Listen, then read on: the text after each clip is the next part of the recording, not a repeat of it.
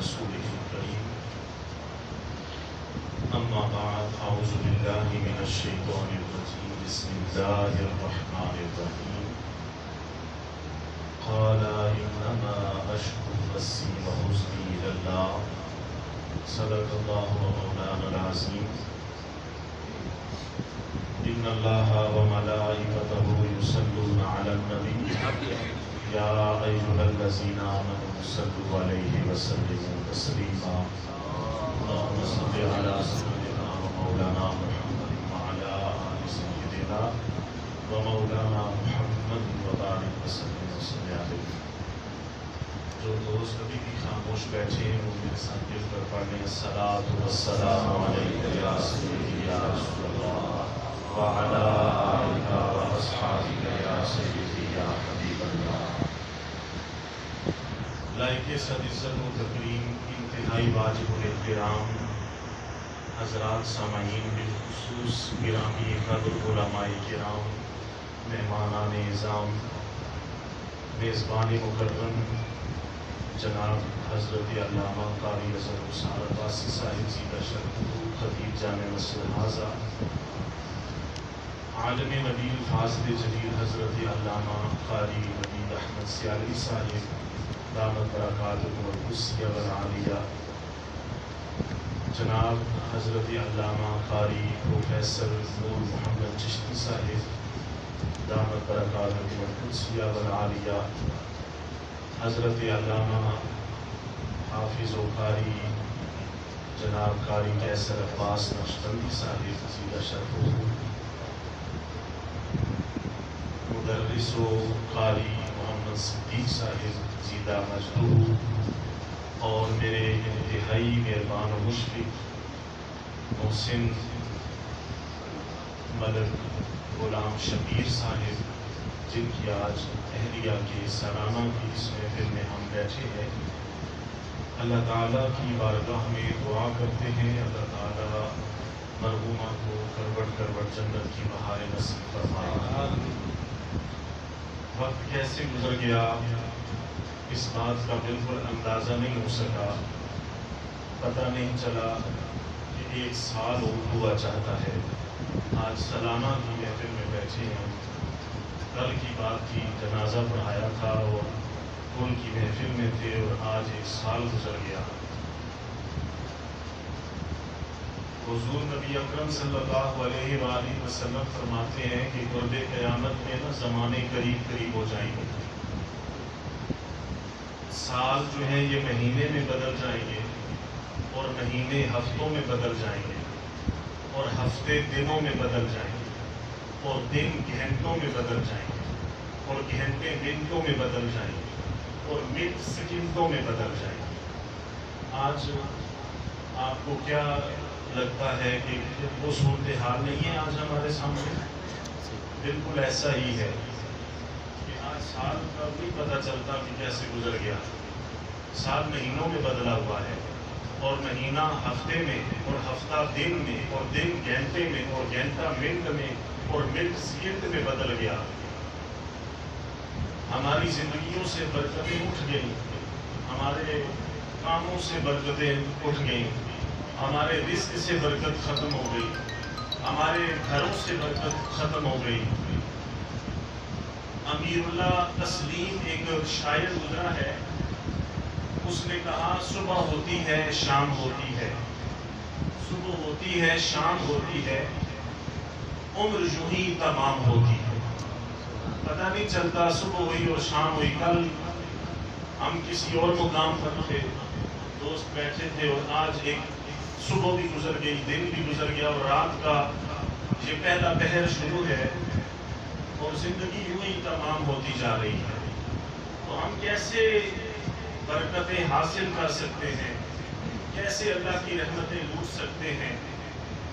میں کوشش کروں گا, چند منٹ ہے میرے پاس, کوئی یہ خطاب نہیں ہے, اچھے اچھے علماء بیٹھے ہیں یہاں پر. خطاب اگر ہوتا تو ان حضرات کو جو ہے ہمیں بالخصوص میں یہ عرض کرتا کہ آپ ہمیں ضرور وقت دیں, لیکن چونکہ وقت بڑا مختصر ہے, یہ چند باتیں ہیں آپ کی گوش گزار کر رہا ہوں. میں یہ امید رکھتا ہوں کہ میری یہ باتیں آپ کی توجہ کی طالب رہیں گی. آپ کہہ دیں سبحان اللہ. سبحان اللہ. گھر سے زندگی میں، گھر میں، رزق میں یہ کیسے برکتیں آ سکتی ہیں. آج بھی اس دور کے اندر، اس صدی میں اور اس سال 2023 میں بھی اگر کوئی شخص خلوص نیت کے ساتھ، خلوص دل کے ساتھ نماز پڑھ لیتا ہے، ذکر اذکار کر لیتا ہے، قرآن کی تلاوت کر لیتا ہے، تو میرے خیال سے وہ نفع کا سودا کر رہا ہے. اس کی زندگی میں بھی برکت ہے، اس کے وقت میں بھی برکت ہے، اور اس کے رزق میں بھی برکت ہے، اور اس کی گھر کے اندر بھی برکت ہے. اور اگر کوئی شخص نماز نہیں پڑھتا یا قرآن کی تلاوت کو بالائے طاقت رکھتے ہوئے وہ زندگی میں کسی اور کام سے وہ سمجھتا ہے کہ میں مطمئن ہو جاؤں گا یا میری زندگی میں برکتیں آ جائیں گی، تو یہ یاد رکھیں مال و زر سے، زر زمین سے اور جائیداد سے اور بینک بیلنس سے اور گاڑیوں سے، گھروں سے، عمارتوں سے، دوستوں سے، یاروں سے جو ہے برکتیں نہیں آتی. برکتیں آتی ہیں اللہ کے ذکر سے، اللہ کے ذکر کی وجہ سے آتی ہیں. دو موقع ہیں جو میں بیان کروں گا. ایک تو میں نے جو آیت پڑھی یہ سورہ یوسف کی آیت ہے، اور حضرت یعقوب علیہ السلام نے اللہ کی بارگاہ میں عرض کی.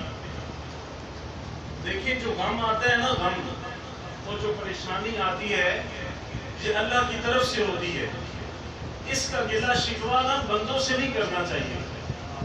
ان غموں کا شکوہ، ان پریشانیوں کا جو شکوہ ہے، جو گلہ ہے یا جو دل کی بات ہے نا، اس دل کے غم کو اللہ کی بارگاہ میں پیش کرنا چاہیے. یہ سب سے اچھا طریقہ ہے اور یہ قرآنی طریقہ ہے. بندہ اپنے دوست سے کہے، اپنے بھائی سے کہے اور اپنے بچے سے کہے تو وہ اس کے دکھوں کا مداوع اس طرح نہیں کر سکتا جس طرح خدا کی ذات کرتی ہے. سبحان اللہ، سبحان اللہ. اپنے دکھ جو ہے اپنے رب کی بارگاہ میں رکھیں. حضرت یعقوب علیہ السلام نے اپنے پڑوسی سے کہا تھا، پڑوسی نے کہا تھا کہ آپ کے جو ہے یہ نشان پڑ گئے رو رو کے آنسوؤں سے، اور آپ اتنے نحیف اور کمزور ہو گئے کہ آپ کی ہڈیاں جو ہیں یہ نظر آتی ہیں. آپ اتنے کمزور کیوں ہو گئے؟ تو انہوں نے ایک ہی بات کی، انہوں نے کہا کہ یوسف کی جدائی مار گئی ہے، بیٹے کی جدائی مار گئی. اللہ نے فرمایا کہ اے پیارے یعقوب، آپ ان غموں کا شکوہ میری مخلوق سے کریں گے؟ اپنے دکھوں کا شکوہ میری مخلوق سے کریں گے؟ اس سے بہتر ہے کہ آپ اپنے غموں کا شکوہ اپنے خدا سے کریں.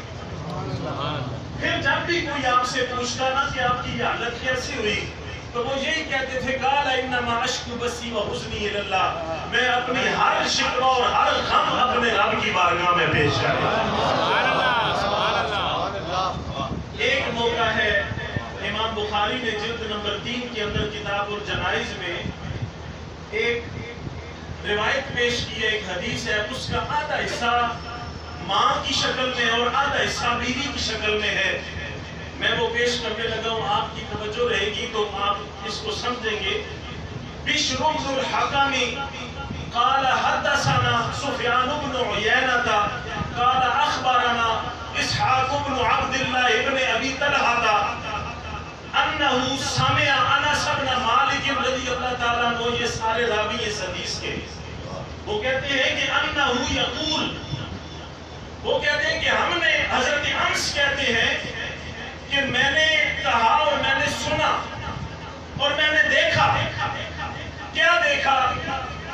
اشتکا ابن ابی طلحہ، میں نے دیکھا کہ حضرت ابو طلحہ کے ساتھ ایک واقعہ ہوا. قال فمات، ان کا بیٹا بیمار ہو گیا، ان کا بچہ بیمار ہو گیا. قال فمات ابو طلحہ خارج، اور وہ کہتے ہیں کہ صبح کا وقت تھا اور میں کام پر میں نے جانا تھا. وہ کہتے ہیں کہ میں نے اپنے کام کا ارادہ کیا، بیٹا بیمار تھا. جس طرح آج بھی ہوتا ہے، والدین اپنے کاموں پر جاتے ہیں، باپ چلا جاتا ہے، بچے کہیں بیمار بھی ہوتے ہیں، دعا علاج معالجے کا پیچھے اہتمام کر کے، یا پھر ماں یا بھائی کوئی بھی کرتا ہے تو وہ کہتے ہیں کہ قال فمات، بیٹا بیمار ہے، ابو طلحہ کا خارج، حضرت ابو طلحہ چلے گئے کام پر، مزدوری پر چلے گئے. فلما رات امرأتہ، جو پیچھے ان کی بیگم تھی وہ اپنے بیمار بیٹے کے پاس بیٹھی تھی، انہ قد مات، تو اسی بیماری کی حالت میں وہ بیٹا فوت ہو گیا، اس کی روح نکل گئی. اب جب بیٹا فوت ہو گیا انہ قد مات، تو آپ نے کیا کیا؟ وہ اس عمر میں تھا، یعنی نابالغ بچہ تھا، تو آپ نے فوراً اس کے وَنَحَتْهُ فِي جَانِبِ الْبَيْتِ، اس کو نہلایا، غسل دیا، اس کو لباس پہنا کر گھر کے ایک کونے میں رکھ دیا. یہ ہے ماں کا کردار. شور نہیں کیا، شرابہ نہیں. بیٹا فوت ہو گیا، بچہ تھا، نہلایا، غسل دیا، گھر کے کونے میں رکھ دیا. اب وہ انتظار کرنے لگی کس کا؟ اس بچے کے باپ کا، ابو طلحہ کا. تو جب وہ آئے نا، وجا ابو طلحہ قال کیف الغلام، تو وہ جب شام کے وقت آئے تو انہوں نے آتے ہی پوچھا کہ بیٹے کا کیا حال ہے. ماں چلائی نہیں، محلے میں کسی کو نہیں بتایا. بیٹا فوت ہو گیا، نہلایا دھلایا، غسل کرایا، کفن پہنایا، ایک کونے میں رکھ دیا. روایت میں آتا ہے کہ وہ جب رکھ دیا نا تو پھر بناؤ سنگار کیا کہ میرا شور آئے گا. وجا ابو طلحہ تھا قال کیف الغلام، جب وہ آئے نا تو انہوں نے کہا کہ سب سے پہلے انہوں نے پوچھا بیٹے کے بارے میں کہ بیٹے کا کیا حال ہے. تو بیٹا تو فوت ہو چکا تھا نا. قال قد حدث نفس وارجو ان يكون قد استراح، تو وہ کہنے لگی کہ بیٹا آپ فکر نہ کریں، بیٹا پرسکون ہے اور مجھے امید ہے کہ وہ راحت پا چکا ہوگا. سبحان اللہ، سبحان اللہ. پہلے ماں تھی، ماں کا کردار تھا کہ ایک کونے میں بچے کو رکھ دیا. اب جب شوہر آ گیا نا تو اب بیوی کا کردار شروع ہوا ہے. آسان لفظوں میں یوں کہوں کہ آج کی عورت جو ہے وہ اگر ماں کا کردار دیکھے تو وہ اس صحابیہ کو دیکھے. بابیلا نہیں کیا، شور نہیں کیا، اور جب وہ شور گھر آیا نا تو اس کے لیے تیار بھی ہوئی، بناؤ سنگار بھی کیا. اور جب وہ آگے نا تو آ کر نا شور شرابہ نہیں کیا، پریشان. ایک شور گھر سے باہر سے گھر آئے پریشان ہو، اندر گھر آتے جائے تو بیوی جناب اور بچے اس کو مزید شکایتیں لگائیں، یہ ہو گیا، وہ چلا ہو گیا. ہوتی ہے نا جس طرح آج کل ہوتا ہے، پریشانی ہوتی ہے. اچھی بیوی جو ہوتی ہے نا، اچھی بیوی جو ہوتی ہے، زوجہ اہلیہ، وہ کیا کرتی ہے؟ وہ اپنے باہر سے تھکے شور کو جب وہ گھر آئے نا تو اسے مزید پریشان نہیں کرتی. اس کو پہلے پانی پلاتی ہے، اسے دلاسا دیتی ہے، اس کی خدمت کرتی ہے، دیکھ بھال کرتی ہے. وہ جب تھوڑا سکون پکڑ لے، گھر میں آرام پکڑ لے تو پھر کوئی بات کرتی ہے. جی ہمیں صحابہ کی کردار سے سیکھنا چاہیے. تو وہ جب آئے نا تو وہ کہنے کی قال قد حدث نفس وارجو ان يكون قد استراح، وہ مجھے امید ہے کہ بیٹا آرام پا چکا. مطلب یہ تھا کہ وہ فوت ہو چکا ہے، وہ آرام پا چکا ہے، پرسکون ہے. وظن ابو طلحہ انھا صادقۃ، تو انہوں نے اپنی بیوی کی بات کو نا بڑی ترجیح دی اور بیٹی کی طرف نہیں گئے. انہوں نے کہا بیوی کہہ رہی ہے تو اس کا مطلب ہے کہ وہ پرسکون ہے. اب جا کر اسے جگانے والی بات ہے، پریشان کرنے والی بات ہے، وہ نہیں گئے. رات گزاری، قال فبات، رات گزری. فلما اصبح اغتسل، پوری رات گزری اور بیوی نے نہیں بتایا کہ بیٹا فوت ہو چکا ہے. صبح جب اٹھے نا حضرت ابو طلحہ تو انہوں نے غسل کیا، فرضی غسل، عام غسل نہیں، فرضی غسل کیا، واجبی غسل کیا. اور جب غسل کر کے نا فلما اصبح اغتسل فلما ارادنا ان یخرج علمته انه قد مات، وہ جب گھر سے نکلنے لگے نا تیاری کر کے کہ اب میں فجر کی نماز جو ہے نا رسول اللہ کے پیچھے میں نے پڑھنی ہے جماعت کے ساتھ مسجد نبوی میں، تو گھر سے جب نکلنے لگے تو بیوی نے ہاتھ پکڑ لیا. اب وہ جب پورے پرسکون ہو گئے نا، راحت پا لیا، پوری رات اچھی گزر گئی نا، اب رات کے وقت کیا ویلا کرتی، پریشان کرتی تو رسول اللہ کو پریشان کرتی کہ جنازے کے لیے آئے لوگ اکٹھے ہو جائیں، پریشانی کا عالم ہے۔ رات انہوں نے کہا گزر جائے تو صبح کے سپیدے میں بات کروں گی، اور میرا شور ہے یہ رات اچھی گزار، لیکن اس سے پتہ چل گیا بیٹا فوت ہو گیا تو اس کی تو نیندیں اڑ جائیں گی، اسے تو نیند نہیں آئے گی، تو نیند اچھی ہے چلو سو جائے۔ اسے کہتے ہیں صبر جمیل، سبحان اللہ، یہ صبر جمیل ہے۔ انہوں نے نہیں بتایا، صبح جب وہ نکلنے لگی نا تو ہاتھ پکڑ لیا اور کہا کہ علامہ تو آپ کو پتہ ہے کہ 9 قدمات آپ کا بیٹا فوت ہو چکا ہے؟ تو ان کی آنکھوں میں آنسو آئے، اور یہ نہیں کہا کہ مجھے بتایا نہیں، وہ فوراً نکلے، فصلی مع النبی صلی اللہ علیہ وسلم، جا کر فجر کی نماز حضور کے پیچھے پڑھی۔ ثم اخبر النبی صلی اللہ علیہ وسلم، جب نماز پڑھ چکے ملاقات ہوئی نا تو پھر سرکار کو بتایا یا رسول اللہ رات کو میرا بیٹا فوت ہو گیا ہے، بیمار تھا فوت ہو چکا ہے، اب کیا کروں؟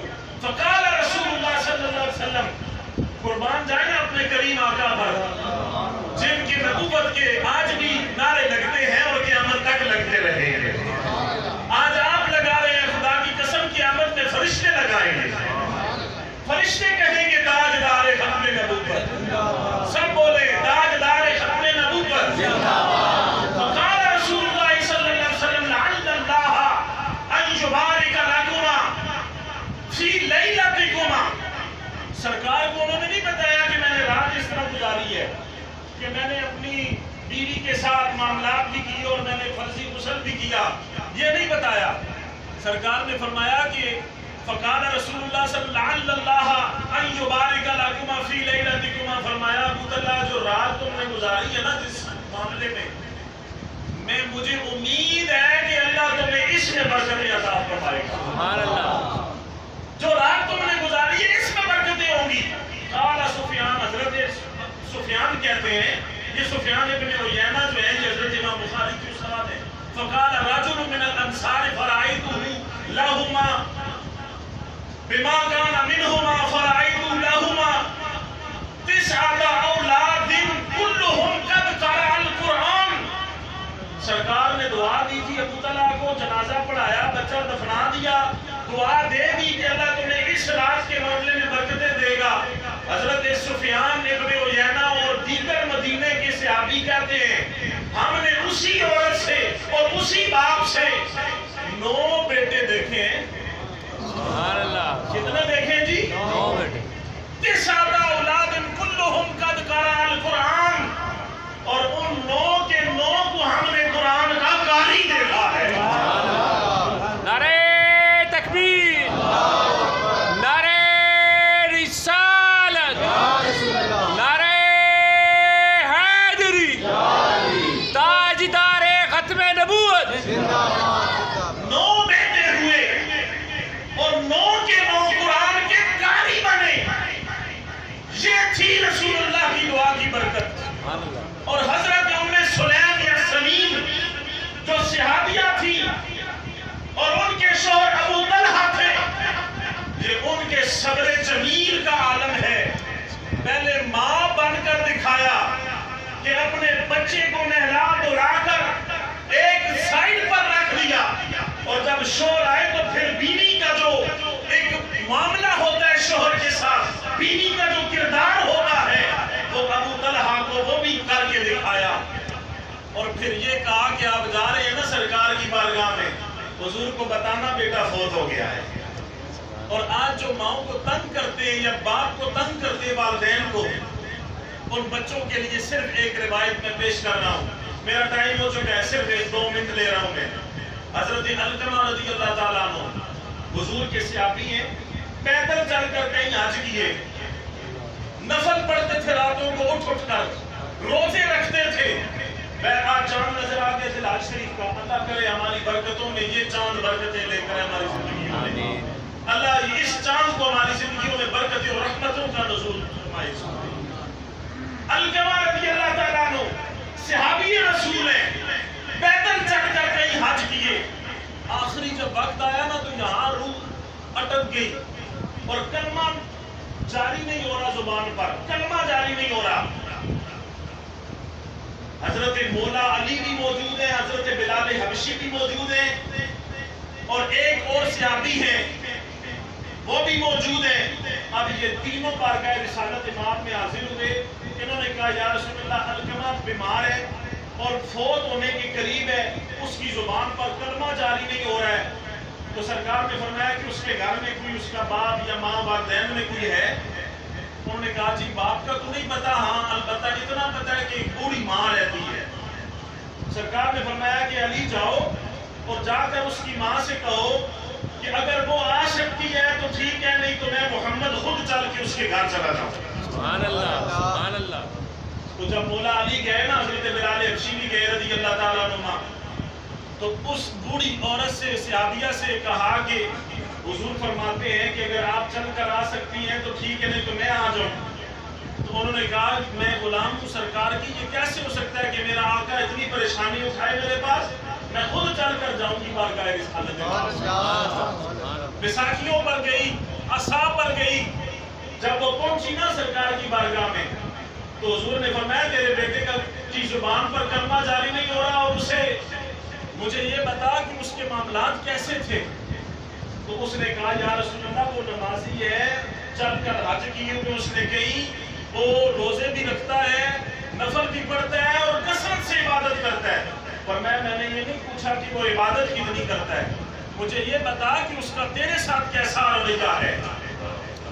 اب وہ کہنے لگی کہ یا رسول اللہ یہ چھوٹا سا تھا اور اس کا باپ فوت ہو گیا، یہ یتیم ہو گیا، تو میں بالکل جوان تھی، تو میں نے اپنی ساری جوانی اس کی خدمت میں گزاری ہے، ساری جوانی اس کے گرم سرد لباس کا خیال کیا، اس کو میں نے بڑا اچھا پالا ہے۔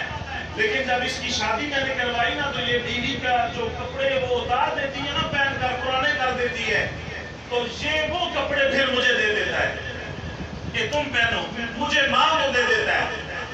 اور کھانا جب بناتے ہیں تو اچھا کھانا خود کھاتے ہیں، جو بچ جاتا ہے نا وہ میرے سامنے رکھتے ہیں۔ اور یہ میاں بیوی جب آپس میں بیٹھتے ہیں تو یہ مشورے کرتے ہیں اور ان مشوروں میں مجھے شامل نہیں کرتے۔ یہ ساری باتیں کی ہیں، یہ حدیث کے اندر موجود ہے، یہ مشورے میں مجھے شامل نہیں کرتے۔ اور جب باہر جاتے ہیں کچھ لینے کے لیے، خرید و فروخت کے لیے، تو مجھ سے نہیں پوچھتے، نہ مجھے لے کر جاتے ہیں۔ یعنی کہ ہر معاملے میں یہ اپنی بیوی کو ترجیح دیتا ہے اور میرا خیال نہیں کرتا۔ سرکار نے فرمایا اگر ہو سکتا ہے تو اس کو معاف کر دو، اگر تم اس کو معاف نہیں کرو گی تو میری شفاعت اس پر حرام ہے اور اسے کلمہ نصیب نہیں ہوگا۔ تو ماں کہنے لگی کہ یہ نہیں ہو سکتا کہ میں اسے معاف کر دوں۔ سرکار نے جب یہ سنا نا تو حضرت مولا علی سے فرمایا علی، حضرت بلال سے فرمایا اس طرح کرو کہ لکڑیاں اکٹھی کرو اور جس بستر پر وہ پڑا ہوا ہے نا اسی بستر کی چاروں طرف یہ لکڑیاں لگا دو اور جلاؤ آگ، اسے ہم جلائیں گے تو وہ مرے گا۔ ماں نے جب یہ سنا کہ اب میرے بیٹے کو لکڑیاں جلا کر جلا دیا جائے گا تو ماں کی آنکھوں سے آنسو آ گئے، ماں رو پڑی۔ ماں نے کہا یا رسول اللہ میں اپنے بیٹے کو جلتا تو نہیں دیکھ سکتی، یہ اور بات ہے کہ میں اس سے ناراض ضرور ہے لیکن میں اسے جلتا نہیں دیکھ سکتی۔ فرمایا کہ پھر اسے معاف کر دے۔ اب اس نے کہا یا رسول اللہ میں نے معاف کیا اپنے بیٹے کو۔ جب معاف کیا نا تو ادھر سے حضرت جبرائیل امی آئے، عرض کی آقا ماں نے معاف کر دی ہے، رب راضی ہو گیا اور آپ بھی راضی ہو جائیں۔ سبحان اللہ، سبحان اللہ۔ آپ بھی راضی ہو جائیں۔ سرکار نے فرمایا مولا علی سے فرمایا کہ جاؤ اس طرح کرو، دوڑ کر جاؤ اور جا کر علقمہ کو دیکھو کس حال میں۔ مولا علی گئے نا دوڑتے ہوئے، حضرت بلال بھی گئے اور تیسرے ایک صحابی تھے حضرت عبادہ رضی اللہ تعالیٰ عنہ، غالباً تینوں صحابہ دوڑتے ہوئے گئے تو جتنے کمرے میں لوگ بیٹھے تھے نا ان کی آواز اتنی اونچی نہیں تھی کلمے میں جتنی اونچی علقمہ کلمہ پڑھ رہا۔ سبحان اللہ، سبحان اللہ۔ جتنا اونچا علقمہ کہہ رہا تھا لا الہ الا اللہ محمد رسول اللہ۔ مولا علی آئے نا عرض کی یا رسول اللہ علقمہ کی سب سے اونچی آواز ہے، علقمہ سب سے اونچا کلمہ پڑھ رہا ہے۔ تو جب وہ فوت ہو گئے، ان کی روح نکل گئی تو سرکار نے فرمایا کہ ان کا تجہیز تکفین تدفین کا اہتمام کرو، اور فرمایا کہ ان کو کفن دو اور مسجد جہاں پر جنت البقیع میں لے جاؤ، جنت البقیع میں چلے جاؤ اور سارے صحابہ سے کہہ دو، سب سے کہہ دو کہ وہ صفے بنا لیں، میں آ رہا ہوں، میں نے ان سے کچھ باتیں کرنی ہے۔ اب سرکار نے یہ پیغام دیا مولا علی کو، جب سرکار کا پیغام لے کر مولا علی گئے نا جنت البقیع میں، لوگ کھڑے تھے، آج جس طرح صفے بنا کر امام صاحب گفتگو کرتے ہیں تھوڑی بہت، یہ سرکار کی سنت ہے، یہ حضور کی سنت ہے۔ سرکار اور صفے بنی، اب حضور نے دو باتیں ارشاد فرمائی، بڑی توجہ کی طالب ہے، یہی میرا پیغام ہے۔ سرکار نے فرمایا لوگوں یاد رکھو اپنے والدین کی نافرمانی کبھی نہ کرنا، ان کی نافرمانی کبھی نہ کرنا۔ اگر تم نے اپنے والدین کی نافرمانی کی اور تم نافرمان ہوئے تو یاد رکھو تمہیں کلمہ نصیب نہیں ہوگا، کلمہ نصیب نہیں ہوگا، روح بڑی مشکل سے نکلے گی اور کلمہ تمہاری زبان پر جاری نہیں ہوگا، اور دوسری بات میں محمد کی شفاعت بھی تمہیں نصیب نہیں ہوگی۔ یہ پہلی بات ارشاد فرمائی، فرمایا والدین کی خدمت کرو، اور دوسری بات فرمایا جو شخص والدین کا نافرمان ہو اسے کلمہ نصیب نہیں ہوتا اور میں محمد کی شفاعت نصیب نہیں ہوگی، اور وہ شخص جو وضو کر رہا ہو اور وضو کے دوران باتیں کرے، وضو کرے اور وضو کے دوران باتیں کرے، فرمایا اسے بھی مرتے وقت کلمہ نصیب نہیں ہوگا۔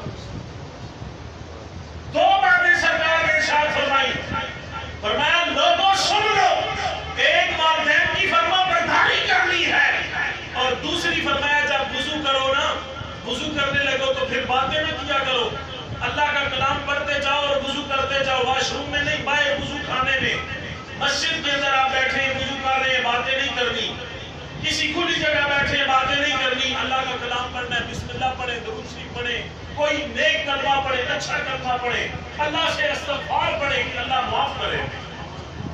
واش روم میں وضو کر رہے ہیں تو پھر کوئی کلام نہیں ہے۔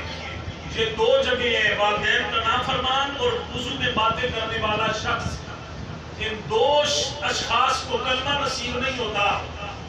یہ سرکار کے واضح الفاظ ہیں، اس لیے صاحبوں یہ دعا کیا کرو کہ اللہ تعالی ہمیں اپنے والدین کا خدمتگار بنائے، ان کی نافرمانی سے بچائے۔